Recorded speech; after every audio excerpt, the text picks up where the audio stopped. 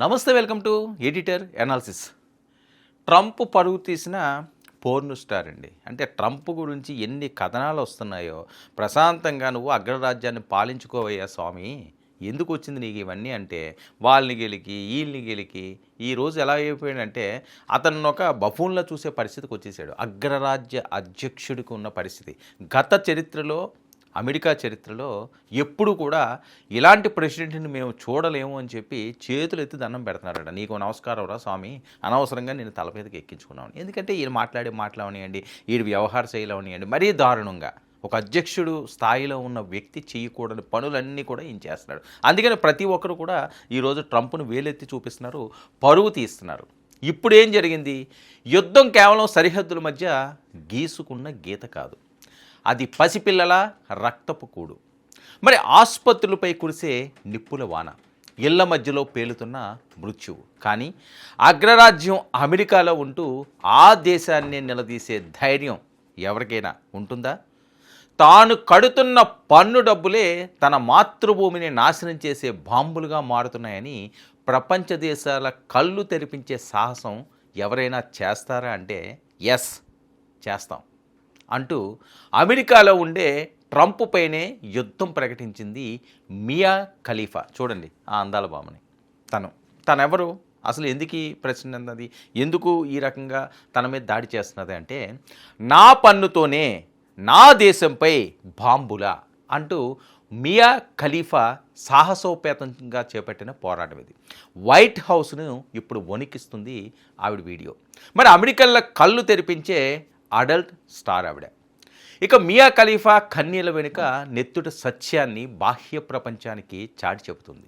ఈమె వెనుక ఉన్న రాజకీయ కుట్ర ఏంటి? ఈ దాడుల వెనుక ఉన్న అసలు ఉగ్రవాదులు ఎవరు?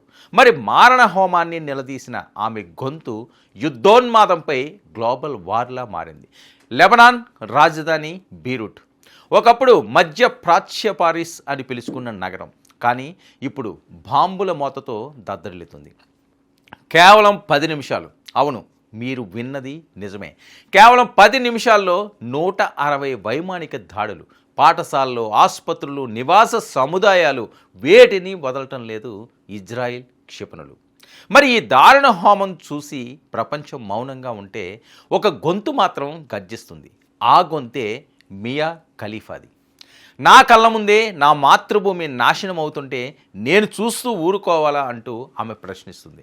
అమెరికా నడిబొడ్డును నిలబడి ఆమె సూటిగా ట్రంప్కు ప్రశ్నల వర్షం కురిపించింది.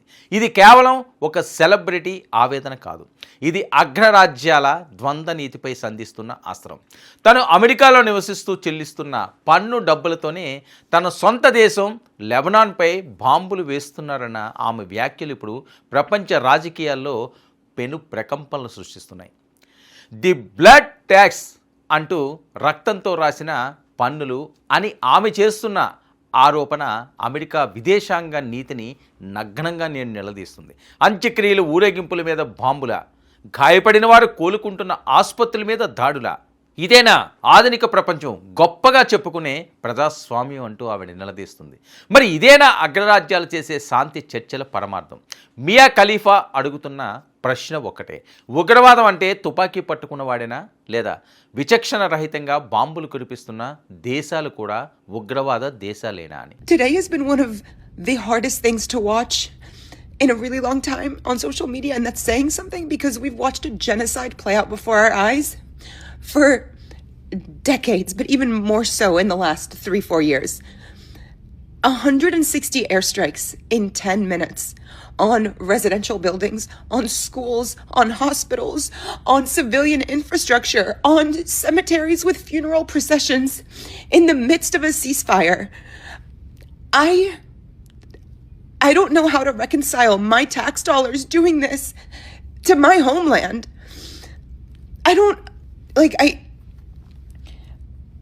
I feel like it's really important to get on here and to talk and to say this, but I am at such a loss for words. All I can do sometimes is reshare other people's voices who can articulate it a little bit more with a little bit more emotional separation.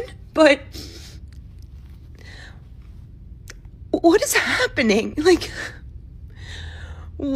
We are sending people to scope out living on the moon while we bomb each other. This is dystopian. This is insane. We watched this happen before our eyes to a nation, and now we're watching it happen before our eyes blatantly and overtly to another sovereign nation. When is it enough? When will it stop? My thoughts are with everybody in Lebanon right now. My heart goes out to you. It's really, really, really, I don't want to get on here and cry because I am so lucky. I'm so fortunate. But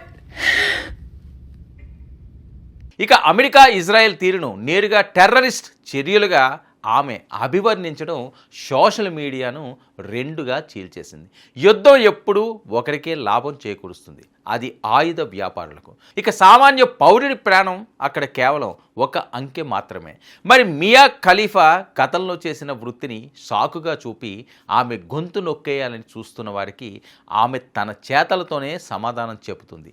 glamour తారగా కాదు, ఒక బాధ్యతాయుతమైన global సిటిజన్గా. ఆమె వేస్తున్న ప్రశ్నలు ఇప్పుడు ప్రతి ఒక్కరిని ఆలోచింపచేస్తున్నాయి. మతం పేరుతో, అధికారం పేరుతో, ప్రాంతం పేరుతో ఎన్ని దేశాలను నాశనం చేస్తారు, ఇంకా ఎన్ని తరాలు రక్తం కావాలి ఈ యుద్ధ దాహానికి. మియా ఖలీఫా కన్నీళ్లు కేవలం లెబనాన్ దేశానికే పరిమితం కాదు, అది ప్రపంచవ్యాప్తంగా అన్యాయానికి గురవుతున్న ప్రతి పౌరుడి తరపున కురుస్తున్న వర్షం. అగ్రరాజ్యాల పాదాల కింద పడి నలిగిపోతున్న చిన్న దేశాల ఆక్రందనది. ఇప్పటికైనా ప్రపంచ దేశాలు ఈ యుద్ధోన్మాదాన్ని ఆపకపోతే రేపు ఏ దేశము సురక్షితం కాదు, ఆలోచించండి అంటున్నది. మరి అగ్రరాజ్యాల అహంకారానికి అమాయకుల రక్తం ఎందుకు బలి కావాలి అన్నది ఆమె ప్రశ్న. ఈ కథనంపై మీ అభిప్రాయాన్ని తెలియచేయండి.